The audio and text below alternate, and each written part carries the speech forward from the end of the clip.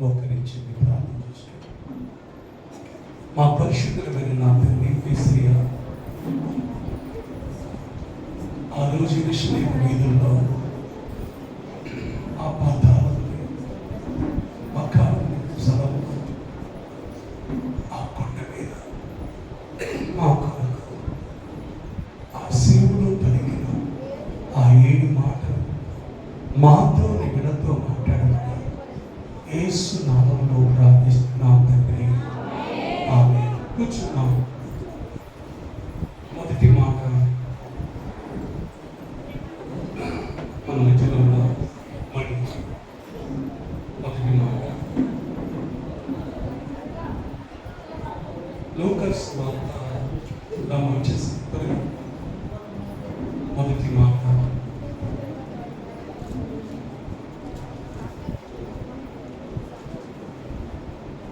అందరూ కూడా చిత్తపడండి.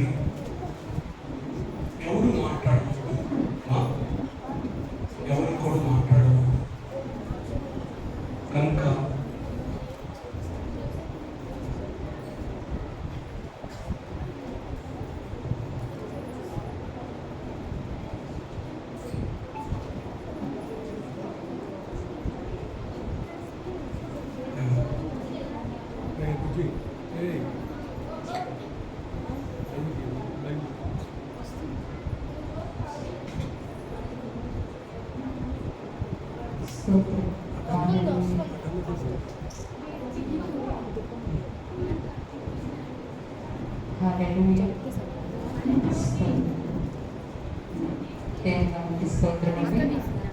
లూకాసు వార్త 23వ అధ్యాయము 34వ వచనము. యేసు ప్రభువు వారు శిలువలో పలికిన మొదటి మాటలు చదువుకుందామండి. యేసు, తండ్రి వీరేమి చేయుచున్నారో వీరెరుగురు గనక వీరిని క్షమించు అని చెప్పారు. మొదటి మాట. చిన్న ప్రార్థన చేసుకొని మొదలు పెట్టుకుందామండి. స్తోత్రం స్తోత్రం స్తోత్రం స్తోత్రం అయిన మహాపరిశుద్ధుడైన మా తండ్రి, గొప్ప దేవాన్ని బంగారు వందనాలు స్తోత్రములు తండ్రి.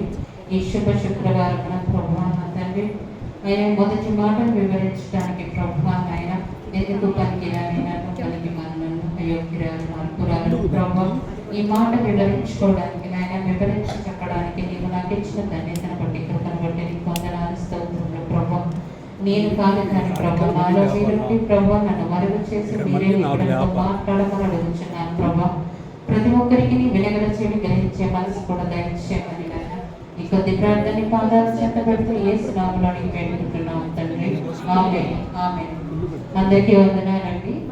Good Friday. గుడ్ ఫ్రైడే అంటే మంచి శుక్రవారం. మంచి శుక్రవారం శుభ శుక్రవారం అని కూడా అంటారు. మరి గుడ్ ఫ్రైడే ఎందుకంటారు? యేసు ప్రభు వారు చనిపోయారు కాబట్టి. మన లైఫ్లో మన కుటుంబాల్లో కూడా చనిపోయిన వారు ఉంటారు. కానీ అప్పుడు చనిపోయినప్పుడు మనం ఏమనుకుంటామండి?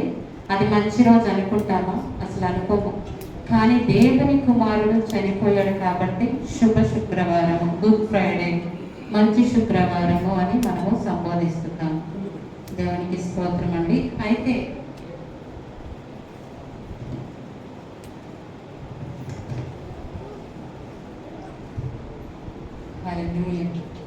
అయితే ఇక్కడ యేసు ప్రభు వారు చనిపోతూ ఆయన కలవరి శిలువలో పలికిన చివరి మాటలు. ఒక వ్యక్తి పుట్టినప్పుడు ఆ వ్యక్తికి మాటలు వచ్చేటప్పుడు కూడా మనము చాలా ఆశతో ఎదురు చూస్తాము. మాట్లాడేటప్పుడు చాలా ఆతృతగా ఎదురు చూస్తాము, ఏమి చెప్తాడా, ఏమి పలుకుతాడా అని చెప్పేసి. అలాగే ఒక వ్యక్తి చనిపోయేటప్పుడు కూడా ఆ వ్యక్తి చెప్పే మాటలు మనం ఎంతో జాగ్రత్తగా వింటాము. ఏమి పలుకుతాడా, ఏమి చెప్తాడా చివరి మాటలుగా అని చెప్పేసి. అలాగే యేసు ప్రభు వారు కూడా మరి చివరి మాటలు, మరి ఆయన చివరి ఆ రోజుల్లో మనకి ఫోన్లు కూడా కెమెరా కూడా ఏమీ లేవండి. మరి యేసు ప్రభు వారు పలికిన 7 మాటలు కూడా ఎంతో విలువైనవిగా మరి ఆ దినాల్లో మరి రాయించారు. ఇది ఎంతో గొప్ప ధన్యత అండి మనకి.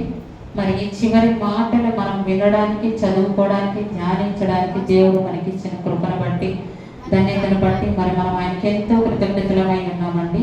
దేవునికి స్తోత్రం అండి. అయితే ఇక్కడ ఈ తండ్రి వీరేమి చేయుచున్నారో వీరెరుగురు గనుక వీరిని క్షమించు. చాలా తేలికగా నోటితో చెప్పగలము, కానీ ఆ మాటని మన జీవితాల్లో మనము అమలుపరచాలంటే చాలా కష్టపడాలి, చాలా ప్రయాసపడాలి, చాలా తగ్గింపు స్వభావం కావాలి, దీన మనసు మనకు కావాలి, సాత్వికమైన మనసు మనకి కావాలి అండి. అయితే ఇక్కడ యేసు ప్రభు వారు ఆకాశముకి భూమికి మధ్యలో మండు టెండలో ఆ శిలువ మ్రాను మీద గాయాలతో మరి ఆఖరి రక్తపు ఒట్టు వరకు దార పోస్తూ ఆయన మన కొరకు ప్రార్థన చేస్తున్నారు. ఏమని? మన కొరకంటే ఆయనకి హింసించిన వారి కొరకు అన్యాయపు తీర్పు తీర్చారు. అన్యాయపు తీర్పు ఒక్కరోజు యేసు ప్రభు వారి కట్ట రాత్రికి రాత్రే 6 సార్లు తీర్పు తీర్చారంటండి. ఒక దగ్గర నుంచి ఒక దగ్గరికి, ఒక దగ్గర నుంచి మరొక దగ్గరికి, అలాగున ఆయనను 6 సార్లు తీర్పు తీర్చాడట. ఎంతవరకు? ఆయనను శిలువపై ఎక్కించేంత వరకు. శిక్ష విధించి వదిలేస్తామంటే అలా కాదు, ఆయనను శిలువ వేయాలి. శిలువ వేసేంత వరకు, శిలువ మరణానికి అప్పగించేంత వరకు ఆయనకి 6 సార్లు ఒక్క రాత్రిలోనే తీర్పు తీర్చబడిందండి. దేవునికి స్తోత్రం అండి. అయితే అలాగ తీర్పు తీర్చారు. ఆయనని కొట్టిన వారిని, ఆయనని హింసించిన వారిని, దూషించిన వారిని, అంటే అంతకుముందు వీళ్ళంతా కూడా యేసు ప్రభు ద్వారా స్వస్థత పొందిన వారు, అద్భుతాలు చూసిన వారు, కొండ మీద ప్రసంగం విని 5 రొట్టెలు 2 చిన్న చేపలతో భోజన పంక్తిలో కూర్చున్న వారు, వీరంతా కూడాను మరి ఆ దినమున యేసు ప్రభుని సిలువ వేయమని కేకలు వేశారు. అన్యాయపు తీర్పు. ఆయన ఎవరో తెలుసు, ఆయన పరిశుద్ధుడని తెలుసు, ఆయన నీతిమంతుడని కూడా తెలుసు.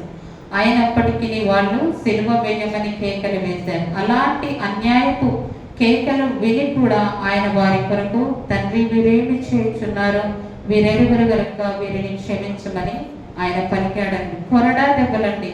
ఆ కొరడ ఎలా ఉంటుందంటే, దానికి ఆ కొరడకి చివరన 4 బ్లేడ్లు ఉంటాయి. ఆ 4 బ్లేడ్లకి చేపలు పట్టే గాలం లాంటి 16 ఉక్కులు ఉంటాయంటండి.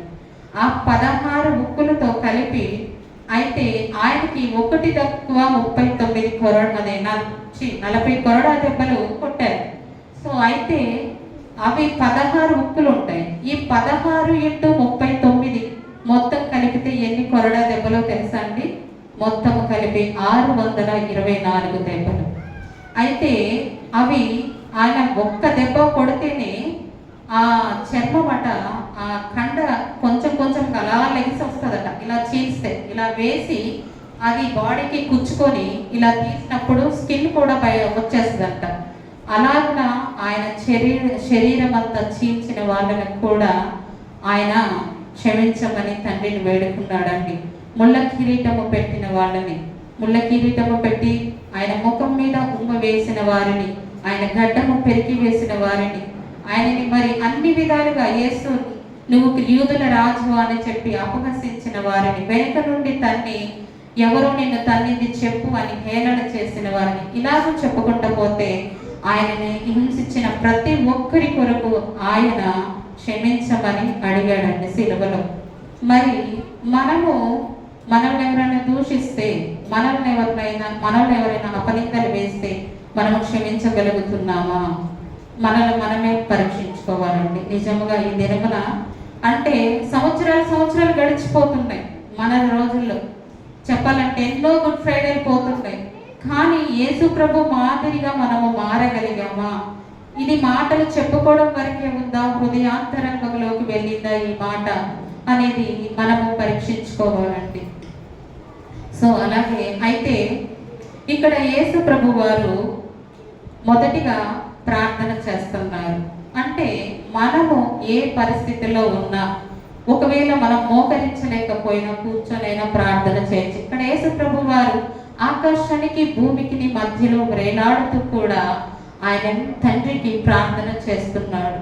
సో మనము కూడా మన పరిస్థితి ఎలా ఉన్నప్పటికీ మనం మొదటిగా చేయవలసింది ప్రార్థన. అది కూడా మోకాలే వేయాలి, నేను మోకాలు వేయలేను, ఇంకేం ప్రార్థన చేశాను అని అనుకోవద్దండి.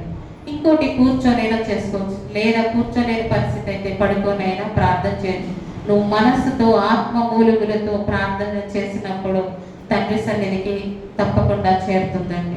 రెండవదిగా ఆయన విజ్ఞాపన చేస్తున్నాడు. నాకు ఒక్క చిన్న రిఫరెన్స్ చదివి చెప్పండి, నేను చెప్తాను. యెషయా గ్రంథము 53వ అధ్యాయము 12వ వచనం.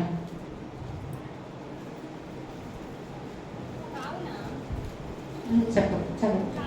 గొప్పవారితో నేను అతనికి పాలు పంచిపెట్టను, గనులతో కలిసి అతడు కొల్ల సొమ్ము విభాగించుకొనును. ఏలయనగా మరణము నొందునట్లు అతడు తన ప్రాణమును దారపోసెను. మరణము నొందునట్లు ఆయన తన ప్రాణమును దారపోసెను. అతిక్రమము చేయువారిలో ఎంచబడిన వాడై అనేకుల పాపమును భరించుచు తిరుగుబాటు చేసిన వారిని గూర్చి విజ్ఞాపన చేసెను. ఆమేన్, హల్లెలూయా. ఇక్కడ యేసు ప్రభు వారు విజ్ఞాపన చేస్తున్నారండి. ఎవరి కోసము? ఆయన మీద తిరుగుబాటు చేసిన వారి కోసము. ఆయన పాపులలో ఒకడిగా ఎంచారు వాళ్ళు. ఆయన ఎంచబడలేదు, కానీ వారు ఎంచేశారు ఆయన పాపి అని చెప్పేసి. ఆయన ఎంత నీతిమంతుడో ఎంత పరిశుద్ధుడో తెలిసినప్పటికీ పిలాతుకు కూడా తెలుసు, కానీ ఏం చేశారు? అన్యాయపు కేకలే గెలిచాయి. ఇందాకలా మన పాస్టర్ గారు చెప్పారు, సేవకులు చెప్పారు, చదివించారు. సో అప్పుడు చూసినప్పుడు మరి వారి కేకలే గెలిచాయి, కానీ మరి పిలాతు ఎంత పెద్ద అధికారి అయినప్పటికీ జనుల కేకలే గెలిచాయి. మరి అదే రీతిగా ఇప్పుడు యేసు ప్రభు వారు ఆయన ఎంతైంది అపరాధిగా ఎంచబడి అన్యాయపు తీర్పు తీర్చబడి కూడా ఆయన వారి కోసము విజ్ఞాపన చేస్తున్నాడు. యేసు ప్రభు వారే కాదండి, ఈ బైబిల్ గ్రంథంలో కొంతమంది భక్తులు కూడా విజ్ఞాపన చేశారు. వారు ఎవరంటే, మొదటిగా చూసుకున్నట్లయితే అబ్రహాము గారు విజ్ఞాపన చేశారు. దేని గురించి అంటే, సొదొమ గొమొర్రా పట్టణము నాశనం అయిపోతుంది. అయితే యేసు ప్రభు వారు తండ్రి కుమార పరిశుద్ధాత్ములు ముగ్గురు కూడా ఆ దినాల్లో యెహోవా అని ముగ్గురు దూతలు ఆయన యొద్దకు వచ్చినట్లు మనం చూస్తాము. ఆదికాండము 18వ అధ్యాయము మనము మొదటి నుంచి చూసుకున్నట్లయితే, చదవద్దులేండి.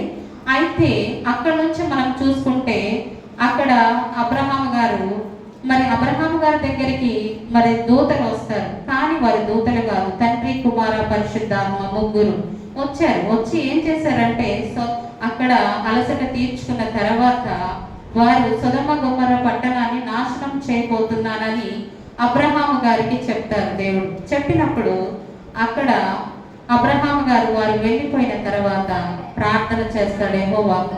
ప్రార్థన చేస్తున్నప్పుడు యెహోవా దేవుడు అబ్రహాము గారితో మాట్లాడుతూ ఉంటాడు. అయితే సొదొమ గొమొర్రా పట్టణాన్ని ఒక 10 మంది, అంటే మొదట 50 మంది నుంచి తర్వాత 10 మంది వరకు వస్తాడు. ఆ 10 మంది నీతిమంతులున్న ఆ పట్టణాన్ని కాపాడుతానని చెప్తాడు. ఆ సొదొమ గొమొర్రా పట్టణంలో లోతు అనే తన బంధువు ఉన్నాడు. సో వీళ్ళు ఇంకా ఆదికాండము 13 నుంచి చూసుకుంటే అబ్రహాముతో లోతు ఉన్నప్పుడు బహుగా ఆశీర్వదించబడ్డాడు.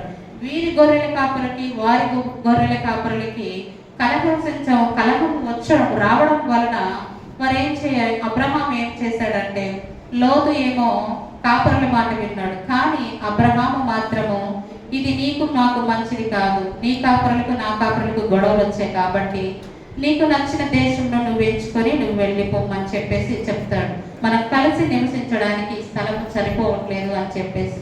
సో అలాగున లోతు సొదొమ గొమొర్రా పట్టణాన్ని ఎన్నుకొని వెళ్ళిపోయాడు. వెళ్ళిపోతే అక్కడ పట్టణం అంతా పాపముతో నిండిపోవడం వలన అక్కడ దేవుడు సంతాపము నుండి ఆ పట్టణాన్ని నాశనం చేయాలనుకున్నప్పుడు అబ్రహాముతో చెప్పినప్పుడు అక్కడ అబ్రహాము ఆ పట్టణం గురించి లోతు గురించి విజ్ఞాపన చేస్తున్నాడు. ఇంకా రెండవదిగా చూసుకుంటే నిర్గమకాండము 32 చూసుకుంటే అక్కడ మోషే గారు అంటారు, ఈ ప్రజల యొక్క పాపమును క్షమించి వీరిని కాపాడకపోతే నా పేరు ఈ గ్రంథముల నుండి తుడిచి వేయమని చెప్పేసి విజ్ఞాపన చేస్తాడు. ఎందుకంటే మోషే గారు 40 దినాలు ఉపవాసం ఉండి సీనాయి పర్వతం మీద ఆ కొండ మీద యేసు ప్రభు వారితో 40 దినాలు ఉండి రాతి పలకలను 10 ఆజ్ఞలు గల రాతి పలకలను తీసుకొని కిందికి వస్తుంటే అప్పటికే ఇశ్రాయేలు ప్రజలంతా అహరోనుతో ఒక పోత దూడను చేయించుకొని వారంతా ఏం చేస్తారంటే దానికి మొక్కుతూ దానికి బలిపీఠమును కట్టించి బలులు అర్పిస్తూ ఉంటారు. అప్పుడు యేసు ప్రభు యెహోవా దేవుడు ఏమంటాడంటే, మోషే కిందికి వెళ్ళి చూడు ప్రజలంతా ఏం చేస్తున్నారు అని చెప్పేసి. అప్పుడు ఇశ్రాయేలు ప్రజల మీద దేవునికి కోపం వచ్చి అప్పటికే 3,000 మంది ప్రజలను దేవుడు చంపేస్తాడు. అయితే అప్పుడు మోషే గారు ఆ యెహోవా దేవుణ్ణి వేడుకుంటాడనమాట, ఈ ప్రజలను రక్షించు, నా పాపం వల్లే అని చెప్పేసి ఆయన క్షమించమని అడిగి, లేదంటే నా పేరు నీ గ్రంథంలో నుండి తుడిచివేయమని చెప్పేసి మరి చెప్తాడండి. అలాగిన మోషే గారు విజ్ఞాపన చేస్తున్నారు ఇశ్రాయేలు ప్రజల గురించి. మూడవదిగా చూసుకుంటే ఎస్తేరు గ్రంథము 4వ అధ్యాయము 16వ వచనంలో చూసుకున్నట్లయితే ఎస్తేరు అంటుంది, నేను నశించినా పర్వాలేదు, కానీ నేను రాజు యొద్దకు వెళతాను, నేను ఉపవాసం ఉండి ప్రార్థన చేస్తాను అని చెప్పేసి యూదా వంశాన్ని యూదులకి అక్కడ ఏమంటే హామాను మొర్దెకై ఉంటారండి. హామానేమో సో ఇక్కడ అయితే హామాను మొర్దెకై ఉంటారు. మొర్దెకై హామాను యొక్క మొర్దెకై యూదా వంశస్థుడు, ఎస్తేరు కూడా యూదా వంశస్థురాలు. సో అయితే ఈ యూదా వంశస్థులు అయితే వీళ్ళు ఏమైందంటే ఇక్కడ హామాను మొర్దెకై మీద కుట్ర పన్నేసి యూదా వంశాన్ని మొత్తము మరి వాళ్ళు మరణించేలా ఒక శాసనాన్ని రాజుగారి దగ్గర నుంచి తీసుకుంటాడు. రాజుగారి దగ్గర ఈ హామాన్ అనే వ్యక్తి మంత్రిగా పనిచేస్తూ ఉంటాడండి. అయితే ఇక్కడ ఏం జరుగుతుందంటే ఆ హామాను కుట్ర చేసి యూదుల యొక్క మరణ శాసనాన్ని రాయించుకొని ముద్ర వేయించుకొని 127 సంస్థానాలకు పంపిస్తాడండి. అంటే హిందూ దేశం నుండి కూషు దేశం వరకు.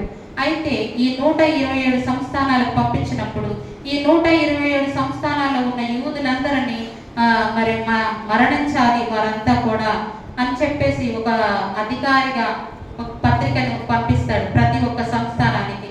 ఆ క్షణమున మొర్దెకై ఎస్తేరుకి వర్తమానము పంపించి మరి ఇలా మరణ శాసనాన్ని రాయించాడు, ఇది రద్దు చేయించాలి, ఇది నీ వల్ల మాత్రమే అవుతుందని చెప్పినప్పుడు ఆ క్షణమున ఎస్తేరు రాణి మరి ఒక నిర్ణయం తీసుకొని ఉపవాసం నుండి యూదా ప్రజల కోసం ఆ వంశాన్ని కాపాడటం కోసం ఆమె రాజు ముందుకు వెళ్లాల్సి వస్తుంది. నేను మరణించినా పర్వాలేదని చెప్పి అక్కడ యూదుల గురించి యూదా వంశాన్ని రక్షించడం గురించి ఎస్తేరు విజ్ఞాపన చేస్తుందండి. తర్వాత వస్తే దానియేలు గ్రంథము 2వ అధ్యాయంలో చూసుకున్నట్లయితే అక్కడ నెబుకద్నెజర్ రాజు ఉంటాడు. అతడు పడుకొని ఒక కల కంటాడు, నా తర్వాత ఎవరు వస్తారు, ఏ రాజు వస్తాడు ఏంటి అని చెప్పేసి అనుకొని ఆలోచించుకొని పండుకున్నప్పుడు అతడు ఒక కల కంటాడు. ఆ కల కన్న తర్వాత అతడు లేచిన తర్వాత ఆ కళను మరిచిపోతాడు. కానీ ఆ కళను బట్టి అతడు మనోవిచారణ గలవాడే ఏం చేస్తాడంటే అతడు జ్యోతిష్కులను మరి కొంతమంది జ్ఞానులను పిలిపించి ఆ దేశంలో ఉన్న వారిని బబులోను దేశంలో ఉన్న జ్ఞానులందరినీ మరి అక్కడికి పిలిపించి ఆయన అడుగుతాడనమాట, నేను ఒక కళ కన్నాను, అది మర్చిపోయాను, కానీ నేను కన్న కళను ఆ కళ యొక్క భావాన్ని నాకు చెప్పాలి అని చెప్పేసి అది ఆ జ్ఞానులు ఆ జ్యోతిష్కులు అంటారు, ఇది మా వల్ల కాదు అని చెప్పేసి. మా వల్ల కాదు అన్నప్పుడు అలాగైతే ఆయన ఏం చేస్తాడంటే నేను 2 రోజులు మాత్రం మీకు సమయం ఇస్తాను, ఈ లోపల ఎక్కడ నుంచి ఏ జ్ఞానం తీసుకొస్తారో నాకు తెలియదు, నాకు మాత్రం నేను కన్న కళను మరి ఆ కళ యొక్క భావన చెప్పకపోతే ఈ దేశంలో ఉన్న జ్ఞానులందరినీ చంపివేయమని ఒక ప్రకటన విడుదల చేస్తాడు.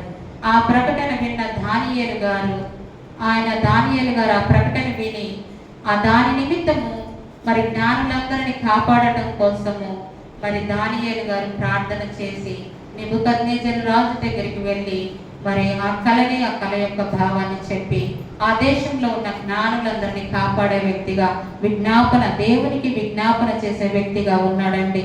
దేవునికి స్తోత్రం, హల్లెలూయా.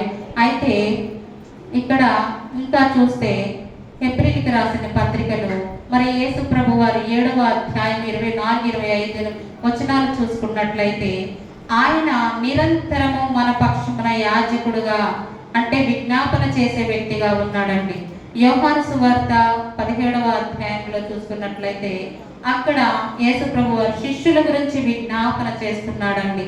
సో మనము విజ్ఞాపన చేయాలి అంటే మత్తయి సువార్త 5వ అధ్యాయము 44వ వచనము చూసుకున్నట్లయితే, మీరు మీ పరలోకపు తండ్రికి కుమారులు కుమార్తెలు అయ్యుండునట్లు నిన్ను హింసించు వారి కొరకు ప్రార్థన చేయుడి అని చెప్పేసి ఆయన చెప్తున్నాడండి. దేవునికి స్తోత్రం. ఇలాగున మనము విజ్ఞాపన చేయాలండి. మూడవదిగా ఆయన క్షమించమని అడుగుతున్నాడు. మరి క్షమాపణ 3 రకాలుగా ఉంటుందండి. మొదటి క్షమాపణ ఏంటంటే మనల్ని మనం క్షమించుకోవడం. రెండోది మనము ఇతరులను క్షమించడం. మూడవది మనము దేవుని చేత క్షమించబడటం అండి.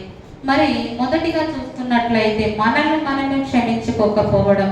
ఉదాహరణకి యూదా ఇస్కరేతు యేసు ప్రభు వారితోనే తిరుగుతూ కూడా యేసు ప్రభువుని 30 నాణేలకు అప్పగించి చివరికి ఈ నీతిమంతుడి రక్తాన్ని నేను చూస్తున్నానని చెప్పి తెలుసుకొని పశ్చాత్తాపడ్డాడు. కానీ పశ్చాత్తాపడి తను తాను క్షమించుకోలేక ఉరి వేసుకొని చనిపోయాడండి. ఇది అండి, మనం ఎంత పెద్ద తప్పు చేసినా మనకు ఆ కలవరి శిలువలో మరి క్షమాపణ ఉంది కాబట్టి మనము క్షమించుకొని ప్రభువు దగ్గర క్షమాపణ పొందుకునే వారముగా ఉండాలండి. తర్వాత వచ్చేసి మరి దేవుని చేత క్షమించబడటం. పాపాత్మురాలైన ఒక స్త్రీ సీమోని ఇంట్లో యేసు ప్రభు వారు కూర్చున్నప్పుడు ఆమె వెళ్ళి తన కన్నీళ్లతో తన పాదాలు కడిగి తన కురులతో తన పాదాలు తుడిచిందట. మరి ఆమె యేసు ప్రభు వారు ఏమన్నారండి, ఈమె నన్ను విస్తారంగా ప్రేమించింది కాబట్టి ఈమె విస్తారమైన పాపములన్నీ క్షమించబడ్డాయి అని చెప్పేసి అన్నాడండి. అలాగున దేవుని చేత ఆమె క్షమించబడింది. ఇంకొకటి చూస్తే మరి పక్షవాయువు గల ఒక వ్యక్తిని మరి యేసు ప్రభు వారు ఒక ఇంట్లో ఉన్నప్పుడు ఆయన ప్రసంగిస్తూ అనేకులను స్వస్థపరుస్తున్నప్పుడు వారు ఒక 4 వ్యక్తులు ఒక పక్షవాయువు గల వ్యక్తిని పరుపుతో మంచంతో తీసుకొని వచ్చి ఆ గృహంలోకి పైనుంచి ఆయనకి ఆ ఇంటిలోకి దించినప్పుడు మరి యేసు ప్రభు వారు అతన్ని చూచి నీ పాపములు క్షమించబడ్డాయి, నీవు లేచి నీ పరుపెత్తుకొని నడవమని చెప్పాడండి. దేవునికి స్తోత్రం. ఈ రీతిగా మరి మనము దేవుని చేత క్షమాపణ పొందుకోవాలండి. దేవానికి స్తోత్రం. అయితే ఈ రీతిగా మనము క్షమించబడాలండి. తర్వాత మూడవదిగా చూసుకున్నట్లయితే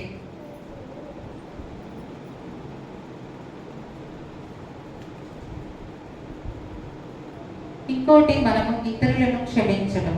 ఇతరులను క్షమించడం అంటే మత్తయి సువార్త 66వ అధ్యాయం 44వ వచనంలో మీరు మనుషుల అపరాధములు క్షమించిన యెడల మీ పరలోకపు తండ్రి మీ అపరాధములు క్షమించును అని ఉంటుంది. మనము కూడా మరి ఇతరుల యొక్క మన పట్ల వారు చేసిన తప్పులను మనము క్షమించే వారముగా ఉండాలండి.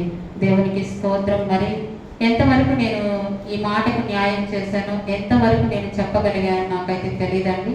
నాకు తెలిసిన అంశాలు మీతో పంచుకోవడానికి మరి దైవజనులు నాకు ఇచ్చిన ధన్యతను బట్టి ఆయనకి వందనాలండి.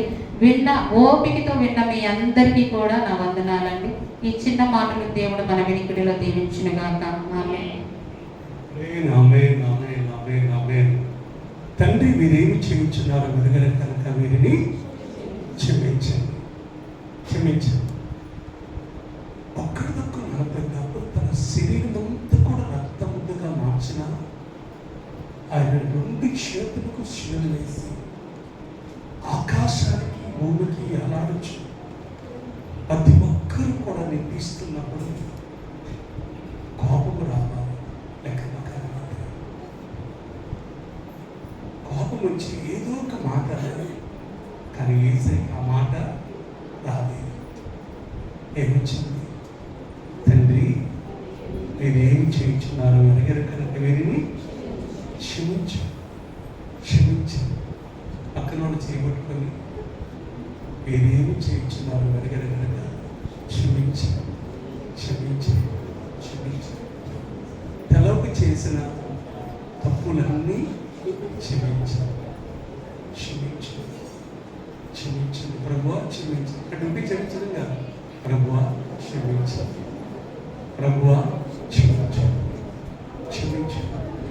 ఆ క్షమాపణ అనేది చాలా ముఖ్యం. మా ఉదయము పొద్దున కోపపడేటప్పటికల్లా సాయంత్రం పొద్దుగోకేటప్పటికల్లా ఏం చేయాలి? ఆ వ్యక్తితో సమాధాన పడాలి. క్షమించుగాక, అలా మీ మనసు మార్చబడుగాక, అలా ఉండునుగాక. అలా ఉండనన్న వాడు చేతులెత్తండి. అలా ఉండనన్న వాడు మాత్రం చేతులెత్తండి. ఈరోజు మీ జీవితం దండిలో ఉండుగాక. నేను ఉండలేని వాడు చేతికి ఎందుకు తెంపండి? ఎప్పుతారు, ఎత్తను కూడా ఎత్తట్లేదు. ఎన్ని గుడ్ ఫ్రైడ్లు వచ్చినా, ఎన్ని ఏసులు వచ్చినా, మన జీవితం మార్చబడకపోతే నీ జీవితానికి సుఖం లేదు. ఇప్పుడు ఖచ్చితంగా ఈ మనస్సును కలిగి ఇప్పుడు ప్రభు వచ్చినా, ఇప్పుడు ప్రభుతో కూడా ఆయన రాజ్యములో నువ్వు ఉంటావు. ఆ మనస్సును వచ్చిన ఆ మనస్సు నీలో ఉంటావు. అందుకోసం బైబిల్ గ్రంథంలో అంటే స్టెప్పులు అంటాడు. చూస్తున్నాం అపొస్తలుల కార్యం 7వ అధ్యాయం 59 వచనంలో స్టెప్పులు రాళ్ళతో కొట్టబడుతున్నప్పుడు, తండ్రి ఈ పాపము ఈ నేరము వారి మీద మోపవద్దు అన్నాడు. ఈ నేరము వారి మీద మోపవద్దని ప్రార్థన చేశాడు.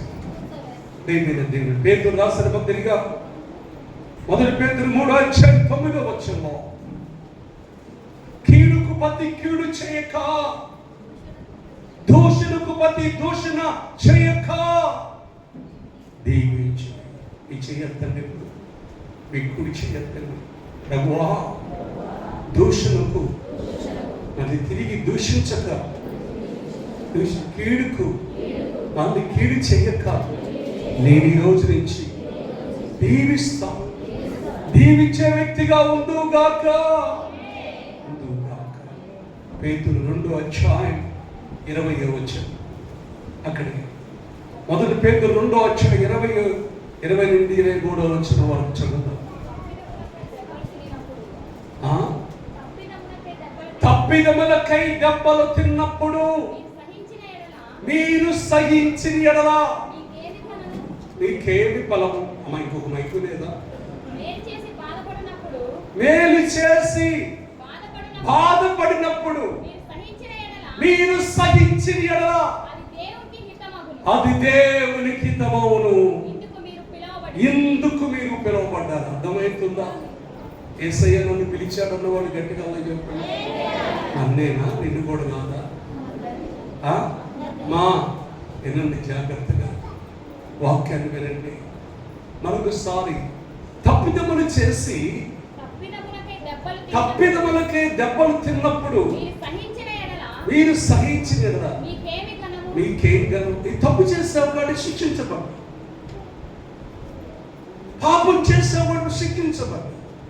కానీ ఇక్కడ పాపం చేసి శిక్షించబడలేదు.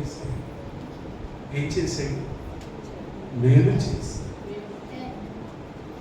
చేసి ఆయన మేలు చేసి చూడు, మేలు చేసి బాధపడినప్పుడు మీరు సహించిన అది దేవునికి హితమవును. ఎందుకు మాత్రమే పిలువబడిన వారు గట్టిగా చేతులు పైకెత్తి, ఎందుకోసం అందుకు నేను పిలువబడింది. ఆమేన్, ఆమేన్, ఆమేన్, హల్లెలూయా. ఈ మనస్సు మనకొచ్చునుగాక, ఈ మనస్సు మనకొచ్చునుగాక. రోమీయుల రాసిన పత్రిక 12వ అధ్యాయం 14వ వచనం. అందరితో చదవండి. 14. మిమ్మల్ని హింసించిన వారిని చేతులు, 2 చేతులతో దీవిస్తారా? ఒక చేతితో? అమ్మా, 2 చేతులతోనా? కెమెరా చెప్పండి అమ్మా, కొంచెం చూపించండి.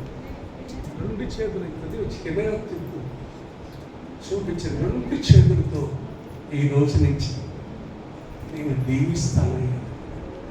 యేసు ప్రభు చేసిందేంటి? యేసు ప్రభు చేసిందేంటి? ఏం చేశాడమ్మా?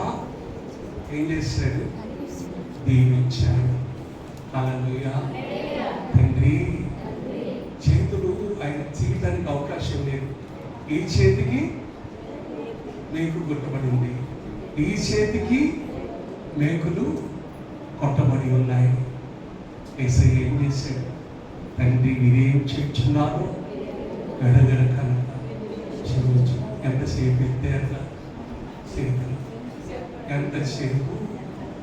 యేసు ప్రభు ఉదయం 9 గంటలప్పుడు శిలువ వేస్తే సాయంత్రము 6 చూసినప్పుడు పొద్దుకు అంటే 3 గంటల వరకు 6 వరకు కూడా ఆ శిలువలో ఆ చేతులు ఉంచి ఉంచాడు. హల్లెలూయా, హల్లెలూయా, హల్లెలూయా. అందుకు చేయాలి రోజు నుంచి దీవించుదు కాక, దీవించుదు కాక, నువ్వు దీవించే వ్యక్తిగా ఉండు కాక. అందుకోసం ఈరోజు మంచి సబ్జెక్ట్. అందుకోసం మనీ చాలా మామూలుగా కొత్త నిబంధన నుంచి పాత నిబంధన వరకు చాలా విషయాలు. విజ్ఞాపన ఏం చేశాడు?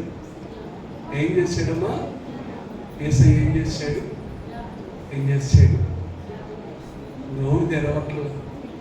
ఈ రోజు నుంచి నువ్వేం చేయాలా? మళ్ళీ గుడ్ ఫ్రైడే రోజు తలుచుకున్నావా? అట్లుండదు. ఈ రోజు మంచి గుడ్ ఫ్రైడే మన జీవితాన్ని మార్చేది, మన బతుకులు మార్చేది, మన తలంపులు మార్చేది, మనల్ని కరుణించి మనల్ని పరిశుద్ధంగా మార్చేది. ఈ రోజు నా ప్రియమైన దేవుని బిడ్డరా, ఒక ఆయన అంటున్నాడు, ఒక బ్రదర్ నాకు కలిసాడు. అన్నా ఏంటి అలా పనికి పోవట్లేదన్నా? ఏంటంటే ఈరోజు గుడ్ ఫ్రైడే కదా నేను వెళ్తున్నా, రోజు వారం వెళ్తున్నా. లేదు నేను వెళ్తున్నా, ఈరోజు వెళ్తున్నా. నేను సంవత్సరం అంతా చేసిన పాపాలన్నీ నా యేసయ్య దగ్గర ఒప్పుకుంటారు, ఆయన క్షమిస్తాను అంటున్నాడు.